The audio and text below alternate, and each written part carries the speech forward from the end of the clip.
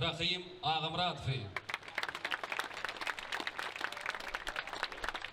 Парк культуры и отдыха Ашхабад стал эпицентром масштабных праздничных мероприятий, объединивших сразу несколько важных дат – День города Ашхабада, День выпускников и День туркменского ковра. Кульминацией торжеств стал грандиозный музыкальный концерт, собравший тысячи горожан и, конечно, главных виновников торжества – выпускников школ. Организаторами этого события выступили хакимли города Ашхабада, Министерство образования и Министерство культуры Туркменистана. Праздник открылся церемонией, на которой выдающиеся выпускники и их наставники, преподаватели средних школ, получили ценные подарки от президента Туркменистана. Среди презентов были современные компьютеры, ноутбуки, телевизоры и почетные грамоты. Особое внимание на концерте уделили выпускникам 2025 учебного года. Они стали первыми, кто завершил 12-летнее обучение в соответствии с законом Туркменистана об образовании, принятым 4 мая 2013 года. По всей стране аттестаты зрелости получили более 94 тысяч юношей и девушек, открывших для себя новую главу жизни. На протяжении всего вечера ведущие артисты Туркменистана радовали зрителей своими песнями. Выпускники наслаждались концертом, танцевали, празднуя завершение важного этапа и начало взрослой жизни.